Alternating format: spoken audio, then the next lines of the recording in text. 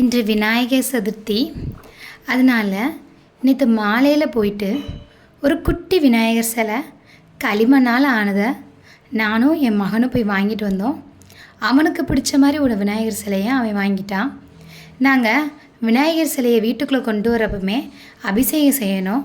அதனால் நேற்று சாயங்காலம் வாங்கிட்டு வரப்பமே அபிஷேகம் செஞ்சு தான் விநாயகர் சிலையை உள்ளே வச்சோம் பூஜை அறையில். அந்த வீடியோவை உங்களுக்கு நான் பதிவு செய்யலை. எனக்கு நேரம் இல்லை முழுவதுமாக எடுக்கிறதுக்கு. இன்றைக்குமே முழுவதுமாக வீடியோ எடுக்கிறதுக்கு எனக்கு நேரம் இல்லை. ஏன்னா இன்றைக்கி நான் 3 விநாயகர் கோவிலுக்கு போவேன். காலையில் எங்கள் வீட்டுக்கு பக்கத்தில் உள்ள விநாயகர் கோவிலுக்கு போவோம். அதே மாதிரி ஒரு 11:30 போல் கொஞ்சம் தூரத்தில் உள்ள விநாயகர் கோவில் ஒன்றுக்கு போவோம். சாயங்காலம் பார்த்திங்கன்னா எங்கள் ஊர்லேருந்து 15 கிலோமீட்டரில் ஓடப்பட்டி விநாயகர் கோயில்னு சொல்லுவாங்க. அங்கே என்ன வேண்டுனாலும் நடக்கும். அங்கேயும் நாங்கள் போவோம்.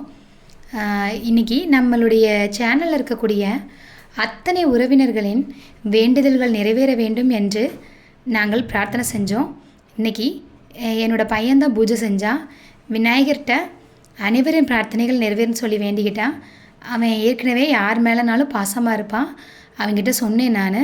அதனால் உங்களுடைய பிரார்த்தனைகள்லாம் நிறைவேறும்னு சொல்லிட்டு அவன் 101 தோப்புக்காரனை போட்டான். நீங்களுமே இன்றைக்கி விநாயகர் சதுர்த்தியை கொண்டாடுங்க. விநாயகருக்கு பிடிச்ச உணவுகள்லாம் செஞ்சு விநாயகரை பிரார்த்தனை செய்யுங்க. நாங்களுமே இன்றைக்கி காலையில் அவருக்கு பிடிச்ச கொழுக்கட்டை, அது இனிப்பு காரம் இந்த மாதிரிலாம் செஞ்சு விநாயகர்கிட்ட பிரார்த்தனை செஞ்சோம். எங்கள் வீட்டில் விநாயகர் சின்ன ஃபோட்டோ தான் இருக்குது. அதை வச்சு கும்பிட்டாச்சு. அதோட இன்னொரு சிறப்பு என்னென்னா, நம்ம வேல் பக்கத்துலேயே இருக்கார் முருகர் விநாயகர் அண்ணன் தம்பி. காலையிலே வேல் அபிஷேகமும் பண்ணியாச்சு. அதெல்லாம் நான் உங்களுக்கு வீடியோவில் போடலை. விநாயகருக்கு அபிஷேகம் செஞ்சு முடித்த உடனே வேலுக்கும் எப்போது போல் அபிஷேகம் செஞ்சு நம்ம வேல்மாரிலே படித்து நம்மளுடைய பிரார்த்தனைகள்லாம் அவங்கக்கிட்ட சொல்லிவிட்டு வேண்டுதலை முடித்தாச்சு. சந்தோஷமாக இருங்க. விநாயகர் சதுர்த்தி முதல் உங்கள் வாழ்க்கையில் நல்ல மாற்றங்கள் எல்லாருக்கும் ஏற்படும்.